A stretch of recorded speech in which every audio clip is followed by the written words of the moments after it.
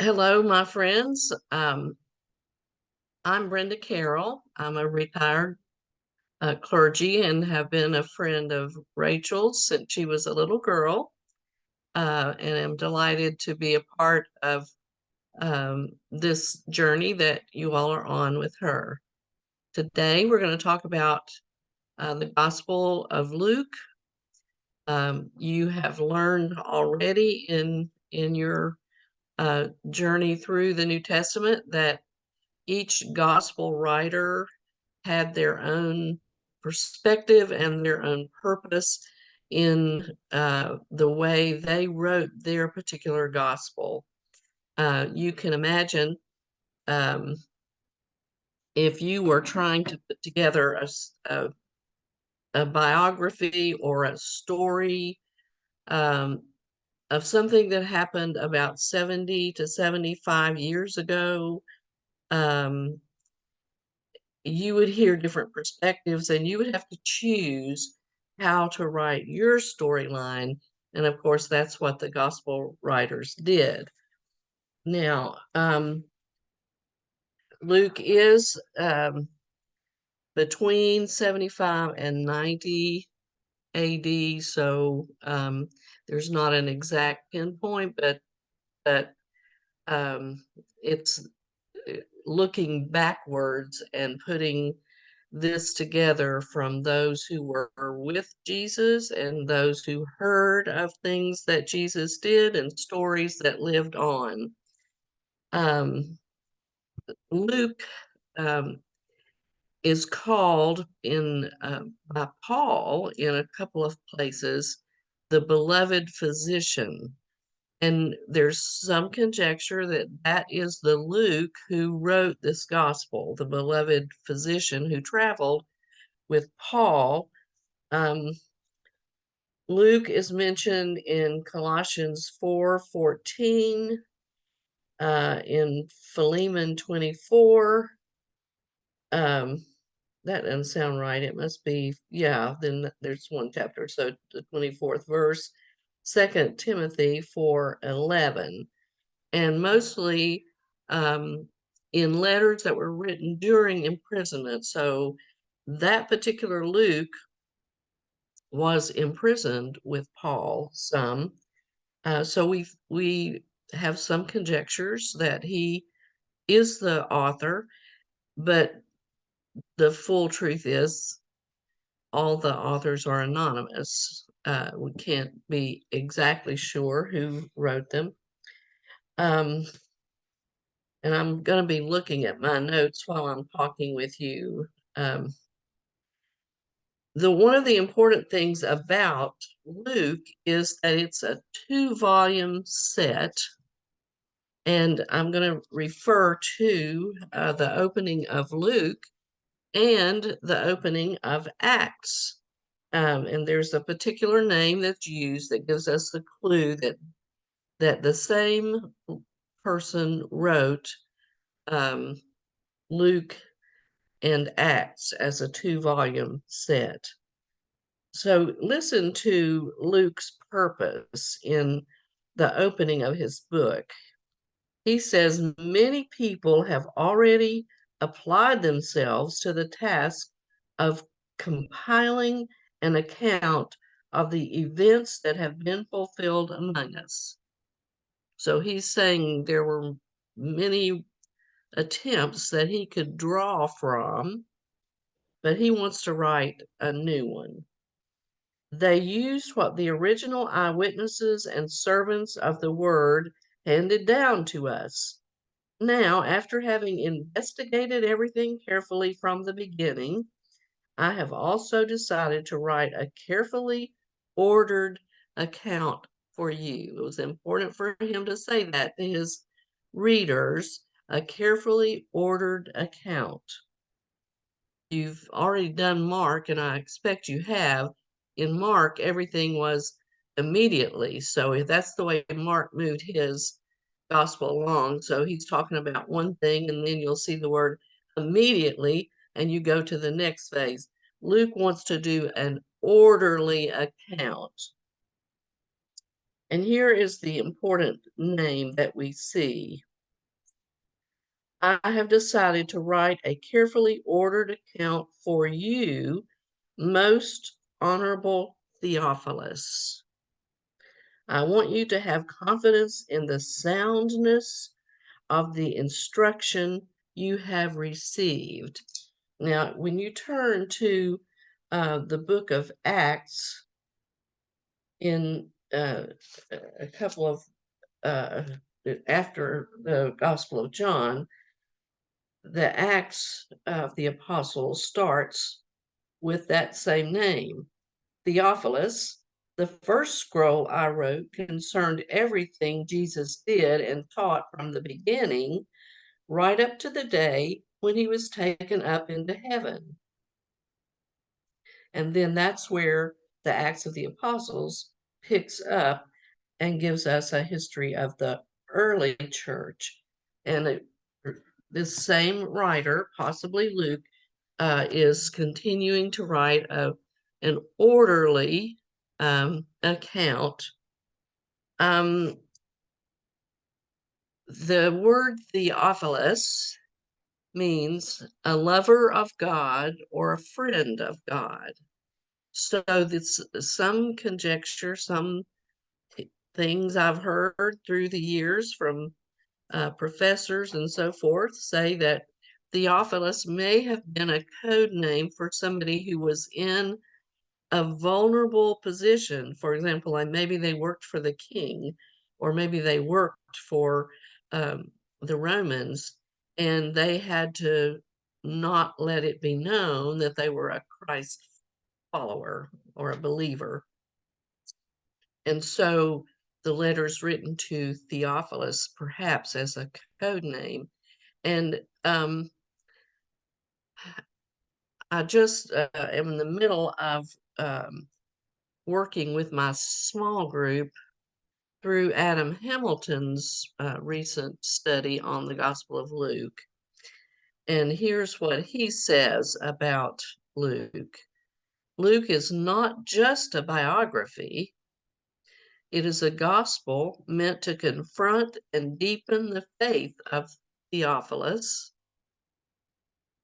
parentheses, and others, who had already come to believe, but also maybe to persuade others to become followers. So the first purpose is to strengthen the faith of Theophilus, and then to use this writing also to persuade others to become believers. I love the Gospel of Luke. I just love it. And there are a couple of reasons that you'll see as we go through that I love it. I think I love every gospel for particular reasons. Um, I think Luke would be, when I'm studying it, I would tell you it's my favorite. Now, if I were studying John, I might tell you it's my favorite. These gospels are so unique and so wonderful and so powerful that it's hard not to fall in love with him over and over and over and over. And I do, with this Gospel of Luke, fall in love with it over and over. Luke is inclusive on so many levels, and we in the United Methodist Church like to be inclusive. We like to have everybody to be welcome at the table. When we serve communion, it's not just for members of our church. It's not just for people that we know to be Christian. It's for whoever has heard that invitation and wants to come to the table and participate in this family of God through Jesus Christ. So we love that word. And Luke is intentionally inclusive in his writing. He includes older people in key roles and younger people in key roles, and that's something we see in the very beginning of his gospel.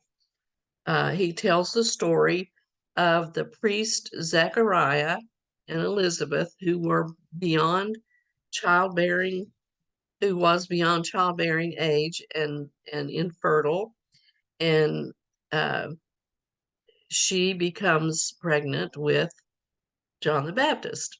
And so we have the birth story of John the Baptist paralleling the birth story of Jesus. Now, the mother of Jesus was a 14-year-old virgin, a very young woman. And we also have, following the story of the birth, Jesus being taken to the temple, and we have the story of Simeon and Anna, both elderly, in the temple. So Luke is inclusive of all ages of people in telling this very important story that is unique to Luke. We love Luke's birth story, obviously, for years in the church, and as we grow up, we learn the birth story all smushed together. But when we study the Gospels like you're doing now, we learn that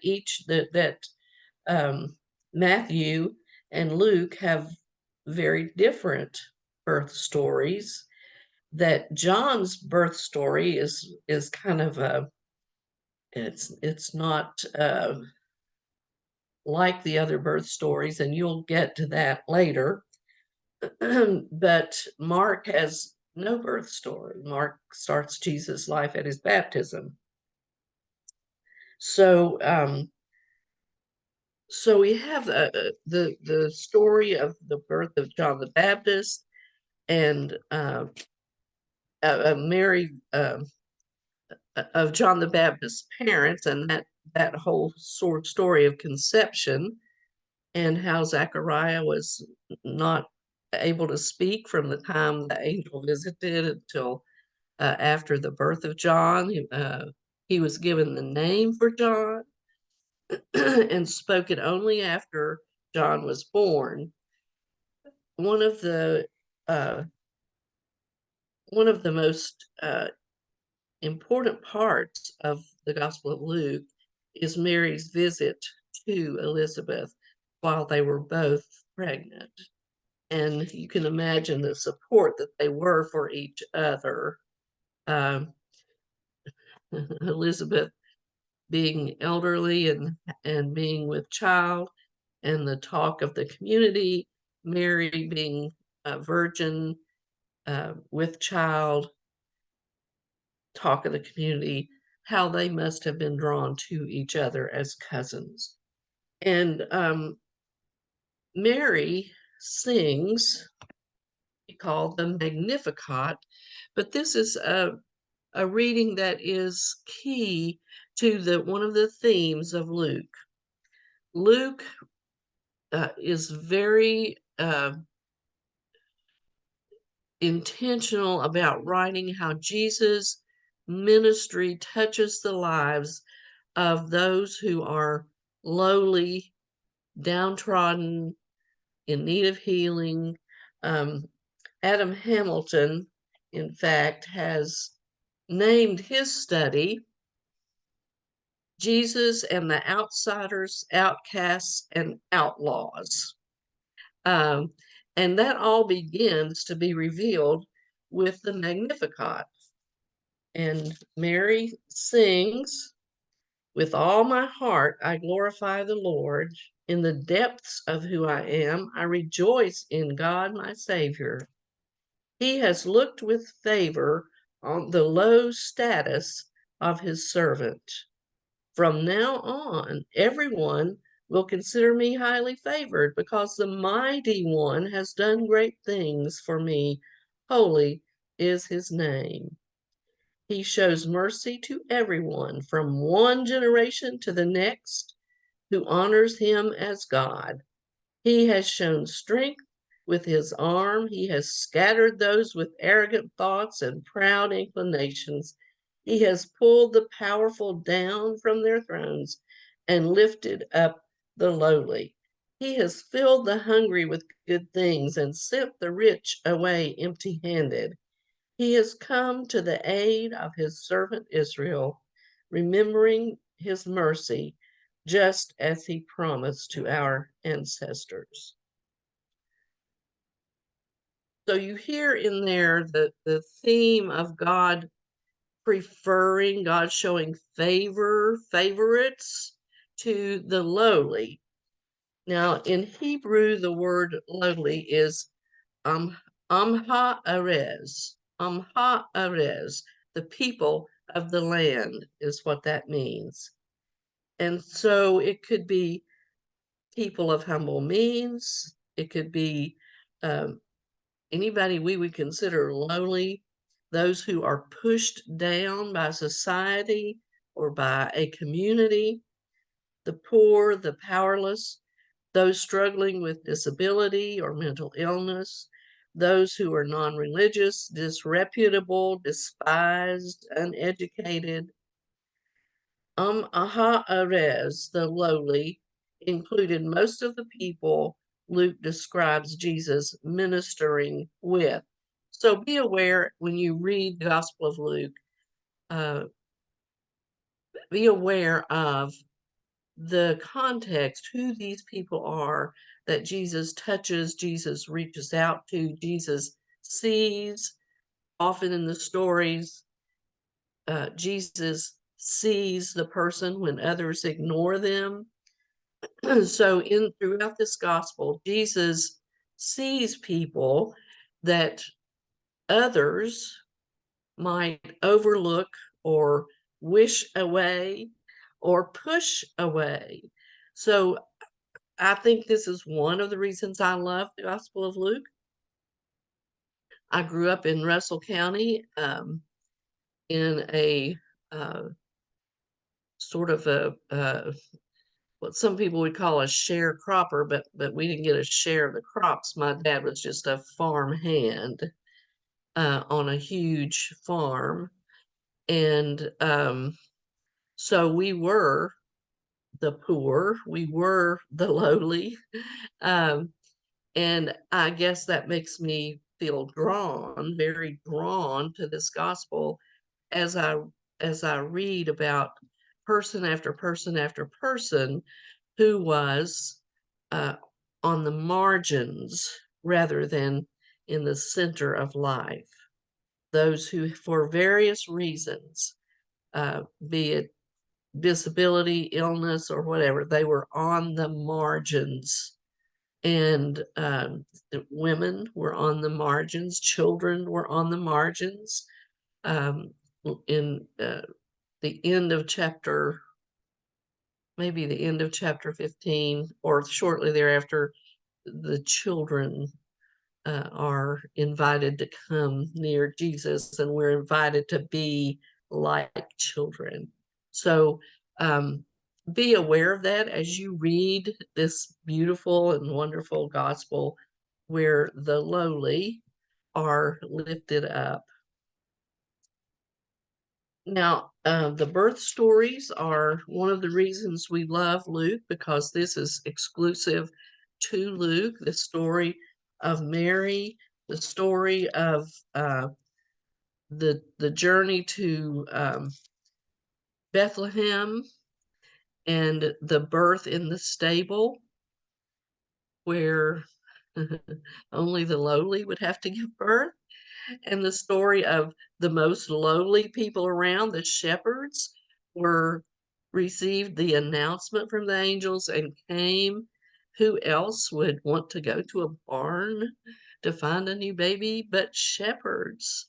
And so this whole scenario fits in with what Mary has said in the Magnificat, and how Luke is moving his gospel through the land, showing us how God lifts up the lowly.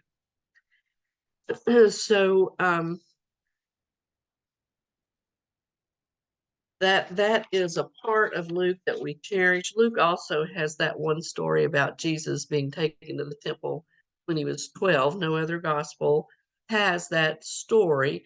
And I think that's part of Luke wanting to give an orderly account so that it feels it's not a biography, but it feels more like um, a life story, like Jesus was a little boy, and then he was a 12-year-old who was on the verge of what then would have been young adulthood, uh, that period where you have one foot in the life of a child and one foot in the life of emerging adulthood. And that's where Jesus was when he went to the temple in this story in the Gospel of Luke.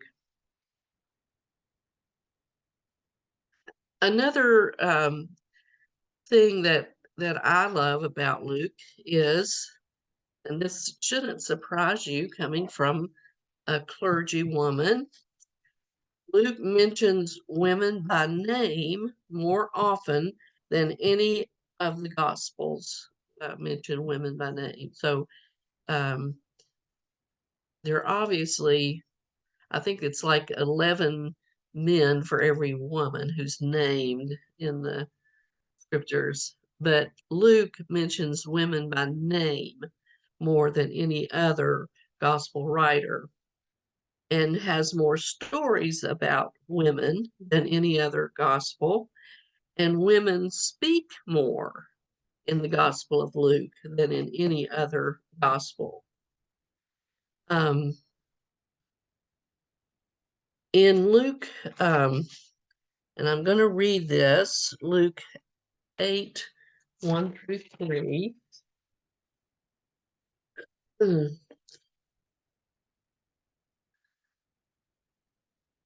Soon afterward, and this is after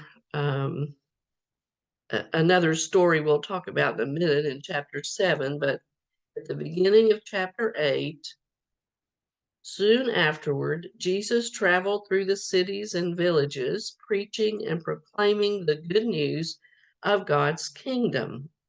The 12 were with him, along with some women who had been healed of evil spirits and sicknesses. Among them were Mary Magdalene, Joanna, and Susanna, and many others who provided for them out of their resources. Um, it's Joanna was the wife of Herod's servant Chusa. So Joanna was probably risking her life, but she was following Jesus like his disciples. Women were not called disciples in that time and culture, but Luke points out that there were women who followed along like the disciples, and that they actually, out of their monies, supported this journey, this ministry of Jesus and the 12. So in Luke's gospel, women were with Jesus. A little bit later, when Jesus sends out 72 into the surrounding communities to heal, preparing them for a time when they would do that after when he was not going to be with them, sends out 72 in pairs. Now, 12 of those were the disciples. Who were the other 60? Perhaps some of these women, more than likely, some of these women were sent out to do the work that Jesus was teaching them by example and word to do. That's pretty exciting for me to read in a book that's heavily patriarchal. Several of the places in Luke that we see his inclusivity is how he pairs a story with um, a healing of a man, and the next story, or shortly after, would be the healing of a woman, or mostly the healing stories that he'll pair. A man is healed, a woman is healed, a boy child is healed, a girl child is raised and healed. So here are some of the pairings that are obvious as you go through these early chapters. In chapter 4, you have the healing of a man with the unclean spirit, and it's followed by the healing of Simon's mother-in-law. So there's that pair. In chapter 7, we have the healing of the centurion's servant and the healing of the widow's son. Those two stories kind of follow one after the other. And then in chapter 8, the healing of the Gerasene demoniac and the healing of the woman with the 12-year hemorrhage, and the healing of the daughter of Jairus. Those two stories are kind of, one interrupts the other, and that healing of the daughter sandwiches the healing of the woman. So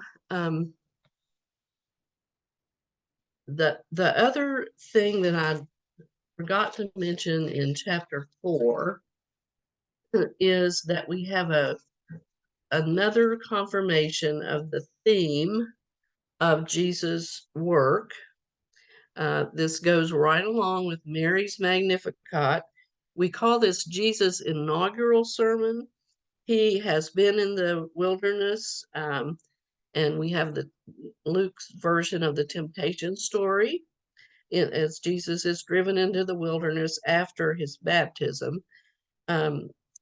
Luke's story of the baptism is very short, so he doesn't put quite as much emphasis on it as some of the other gospel writers. And then the temptation story, Jesus comes out of the wilderness, returns to Galilee, and then to Nazareth. And as he was visiting the temple on a Sabbath, he was handed the scroll and found the place where it is written. This is in Luke chapter 4, verse 18 and 19. The Spirit of the Lord is upon me, because the Lord has anointed me. He has sent me to preach good news to the poor, to proclaim release to the prisoners, and recovery of sight to the blind, to liberate the oppressed, and to proclaim the year of the Lord's favor. And of course, he says it's been fulfilled in your hearing. I think we're almost out of time. And so I want to talk about how another thing to notice while you're reading is how in the Gospel of Luke, a lot of stories take place around the table, especially stories. Some of the parables are about meals, banquets. The meals are usually taking place at the home of a Pharisee, or in a parable, it'll be a wealthy person throwing a meal, a party meal. There are at least 10 stories in Luke that happen around a meal, and 7 of those 10 are found only in Luke, not in the other Gospels. Now, another thing to be aware of is in chapter 9, verse 51.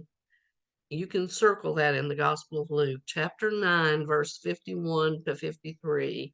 And that's where Jesus sets his face toward Jerusalem. So that at that point, the whole gospel is around Jesus going to Jerusalem, traveling from Galilee to Jerusalem. He'll go through Samaria, and on the edge of Samaria, we have stories then that involve Samaritans. The story of the Good Samaritan happens in that while he's walking and in that territory. the 10 lepers, where one of them is a Samaritan. The one that comes back is a Samaritan. So the whole story turns, and from that point, you have to be aware of the conflict with the scribes and the Pharisees. Almost every few verses, it's going to be lifted up, the conflict with the scribes and Pharisees, whether they're testing him, trying to trap him, whether they're challenging him. All of that continues from chapter 9 forward. Um, almost almost half of the gospel is this journey to Jerusalem when Jesus has set his face to Jerusalem, and you'll talk more about that next week. Um, just my favorite story is the one where in chapter 7, beginning at verse 36, where Jesus is eating at the home of a Pharisee named Simon, and this woman comes in off the street. She's deemed to be not a reputable person who should be in the room. And you remember how she poured um, ointment on Jesus' feet and wept and dried his feet. We know that somehow she has been around Jesus before. She's heard of him, or she's been near him, and wants uh, the gift of acceptance that she's seen him gives other people.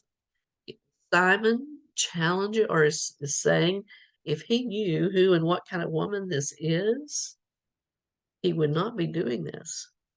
She doesn't belong here. She's not an invited guest. Now, Simon had kind of not been exactly polite to Jesus. He had not washed his feet, had not allowed a servant to wash Jesus' feet when he entered, which you would do for a guest. And Jesus points out this woman did that for him when Simon had not. As Simon challenges him, he says to Simon one of my favorite lines in the whole gospel: Simon, do you see this woman? Simon, do you see this woman? Um, in this gospel, Jesus sees people in a different light. He sees people as belonging to God and worthy of his touch and his attention, and worthy of being cherished. And this story is sort of central to illustrating how Jesus relates to the lowly throughout the Gospel of Luke, and it's one of the reasons I love it. And I think we're out of time, and I thank you so much for letting me be a part of this series that you're doing. And I hope that as you read the Gospel of Luke, that you become aware of all these themes and ways that Luke is unique and wonderful and shares a gospel that makes us into stronger and better believers, just like it did Theophilus. Thank you so much.